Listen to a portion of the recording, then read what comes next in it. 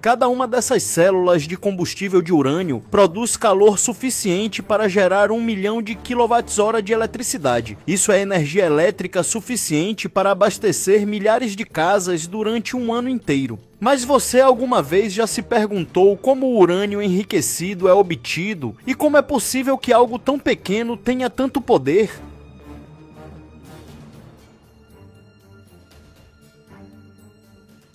No vídeo de hoje visitamos o maior depósito de urânio de alta qualidade do mundo e uma fábrica de combustível nuclear para descobrir como o urânio é extraído da natureza e como um dos metais mais perigosos do planeta é processado. Fique comigo até o final. A história do urânio enriquecido está ligada ao nascimento da energia nuclear. O urânio foi identificado como elemento químico em 1789 pelo alemão Martin Heinrich Klaproth, mas ninguém sabia ainda do seu potencial energético. Em 1896, o físico francês Henri Becquerel descobriu a radioatividade ao observar que o urânio emitia raios espontaneamente, uma descoberta que inspirou Marie e Pierre Curie a identificar elementos como o rádio e o polônio. Em 1932, James Chadwick descobriu o nêutron, uma partícula essencial para a fissão nuclear.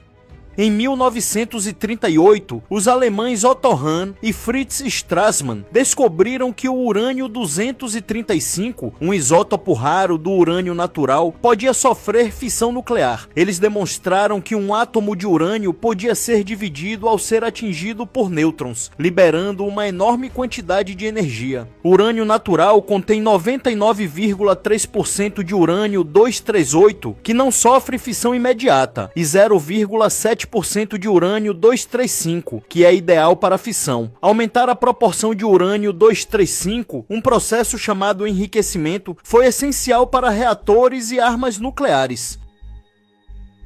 Durante a Segunda Guerra, os Estados Unidos lideraram o Projeto Manhattan, com cientistas como Enrico Fermi e Robert Oppenheimer. Foram desenvolvidas técnicas de enriquecimento de urânio usando processos como difusão gasosa e centrífugas. Essas máquinas, girando em velocidades extremamente altas, separam os isótopos por peso, tornando o enriquecimento mais eficiente. O resultado foi a bomba atômica Little Boy, lançada sobre Hiroshima em 1945, que usou urânio-235 enriquecido.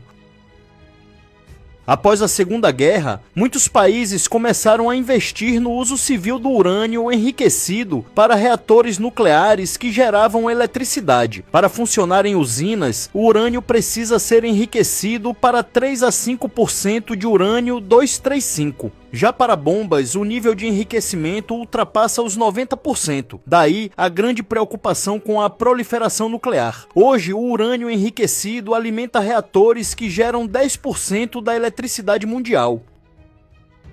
O processo começa em minas de urânio localizadas em regiões remotas. Países como Austrália, Cazaquistão e Canadá respondem juntos por mais de 60% da produção mundial de urânio. O urânio é encontrado principalmente no mineral uraninita, também conhecido como pechblenda, geralmente em baixas concentrações que variam de 0,1 a 2%. Na província canadense de Saskatchewan está a maior mina de urânio de alto teor do mundo. Aqui, o minério pode ultrapassar 20% de concentração de urânio, algo até 100 vezes maior do que em minas comuns. O urânio extraído é usado principalmente como combustível em reatores nucleares para gerar eletricidade.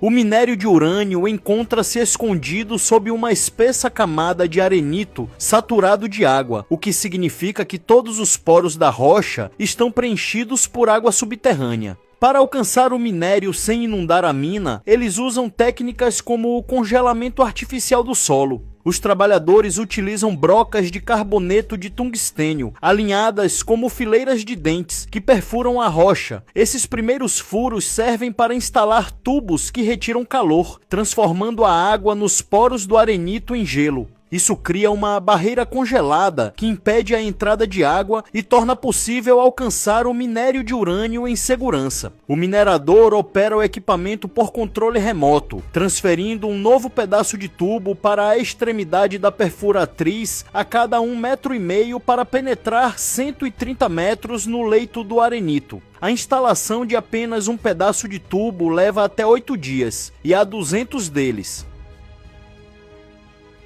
Uma planta de congelamento acima do solo resfria a salmoura de cloreto de cálcio a menos 30 graus Celsius e a distribui pelos tubos de congelamento. A salmoura absorve calor à medida que congela o solo e retorna para ser resfriada novamente.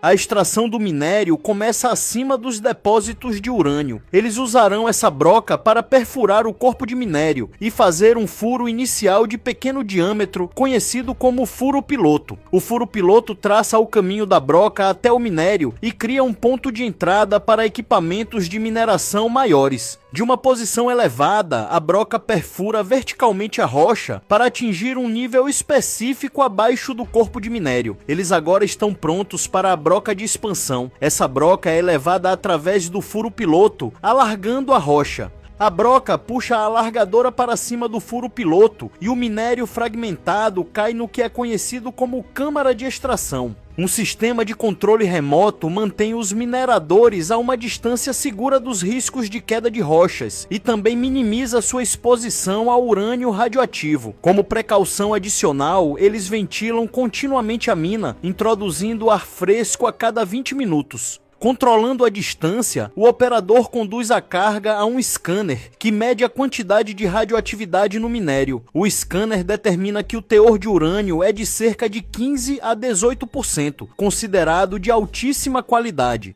O veículo agora despeja o minério em um duto. De uma sala de controle, um operador manipula um martelo hidráulico para triturar o minério em pedaços. O minério triturado é então distribuído para um moinho que o transforma em areia fina. Em seguida, adicionam água que transforma a areia em uma espécie de polpa que é bombeada para a superfície. Caminhões transportam a mistura de urânio para um moinho a 80 km de distância. Eles param em uma instalação especial de descarregamento. O suporte do sistema de vácuo se alinha com o recipiente que envolve o tanque de urânio. Uma vez posicionado, um tubo de vácuo entra no tanque e aspira a polpa. Após uma lavagem e teste de radiação, o caminhão deixa a instalação. O minério em pó é tratado com ácido para obter urânio. A mistura de urânio é então colocada em grandes tanques cheios de ácido. O ácido dissolve o urânio, mas não o restante da rocha. A rocha se deposita no fundo desses tanques. A solução ácida de urânio flui para a frente, deixando os minerais indesejados para trás. Usando uma série de reações químicas, eles purificam ainda mais o urânio. Em seguida, o aquecem a 850 graus Celsius. Primeiro, convertem o urânio em gás para enriquecer o urânio 235, que é o isótopo necessário para criar uma reação em cadeia. Este gás é introduzido em máquinas centrífugas, onde forças centrífugas são usadas para separar os isótopos de urânio com base em sua massa. O urânio 235, sendo ligeiramente mais leve que o urânio 238, fica mais concentrado no centro da centrífuga, permitindo sua separação. Uma vez separado, ele se concentra em um pó preto como carvão. Esse pó de urânio flui para tambores de aço de 210 litros. Os tambores são fechados, selados e rotulados para indicar sua radioatividade.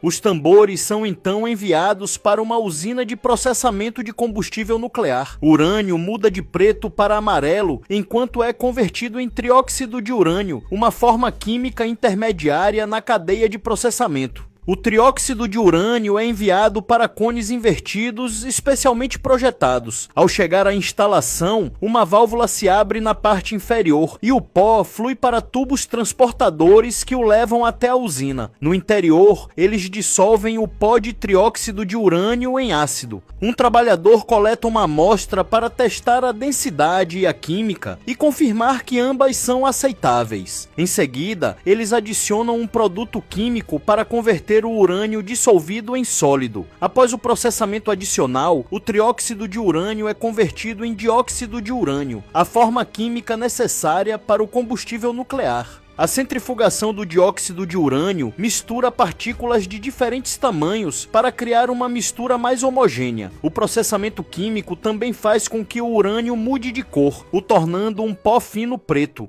Usando várias toneladas de pressão, prensas moldam o dióxido de urânio em pastilhas. Uma roda giratória com saliências guia as pastilhas em direção a uma calha transportadora. Uma pastilha de urânio do tamanho de um amendoim gera a mesma quantidade de energia que 800 kg de carvão ou 560 kg de petróleo. Uma esteira transporta as pastilhas para uma fornalha. Ao longo de 24 horas, o calor elimina os poros das pastilhas. Neste processo, as pastilhas encolhem, aumentando a densidade do urânio. Essa é uma imagem do antes e depois do encolhimento. Um braço robótico carrega as pastilhas em uma bandeja e as nivela. O transportador move a bandeja para frente. Outro robô coloca tubos de combustível de zircônio em um suporte. O zircônio é um metal altamente resistente ao calor e à corrosão, mas os nêutrons passam livremente por ele durante a reação de fissão. O suporte de tubos encontra a bandeja de pastilhas. Um carregador robótico empurra a pilha de 30 pastilhas para dentro do tubo. Os tubos passam por um soldador automatizado que fecha suas extremidades. O próximo robô recupera a barra de combustível de urânio completa e a transfere para um dispositivo de montagem, que organiza um total de 37 hastes em posição vertical dentro do dispositivo. Depois que o dispositivo foi montado e fechado em ambas as extremidades, um braço robótico o transfere para uma balança. Essa pesagem confirma que há a quantidade correta de urânio no feixe. Antes da queima em um reator, a quantidade de radioatividade emitida pelos feixes de combustível nuclear é muito baixa, os tornando seguros para manuseio enquanto os trabalhadores os preparam para o transporte. Cada uma destas células de combustível nuclear contém urânio suficiente para abastecer milhares de casas por um ano. O combustível é recebido na usina nuclear, onde será introduzido no núcleo do reator. Em reatores nucleares, o urânio serve como fonte inicial de energia para o que eventualmente se transforma em eletricidade. Cada um desses filamentos de urânio produz calor suficiente para gerar 1 milhão de kWh de eletricidade.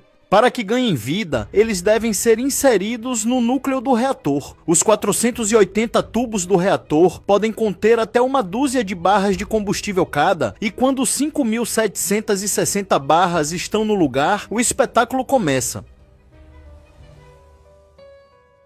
A fissão nuclear converte matéria em energia, que é liberada na forma de enormes quantidades de calor. Alguns dos átomos de urânio dentro dessas barras de combustível são excitáveis, e quando excitados, começam a liberar nêutrons em todas as direções. Os minúsculos nêutrons podem atravessar as paredes de zircônio das barras de combustível, voando de um tubo para outro, até colidirem com outro átomo de urânio. Quando isso acontece, o átomo se divide, liberando energia e mais nêutrons, e assim ocorre uma reação nuclear em cadeia. Mas quando acelera demais, deve ser interrompida ou não ocorre o que os cientistas chamam de função de um reator nuclear. O reator não só é selado entre paredes de concreto armado de 2 metros de espessura, como também desliga automaticamente se a temperatura aumentar ou a pressão cair muito rapidamente. O calor é usado para converter água em vapor, um processo cuidadosamente controlado na sala de controle da usina. As enormes turbinas instaladas em um galpão com 400 metros de comprimento e 20 andares de altura convertem vapor em eletricidade.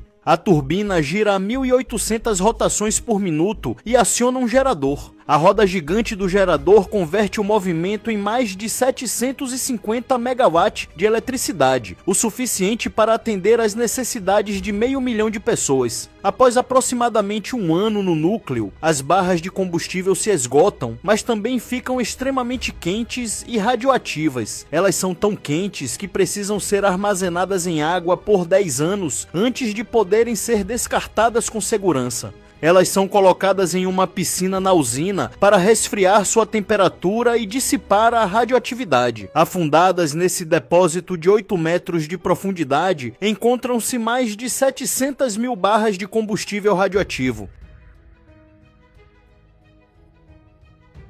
Se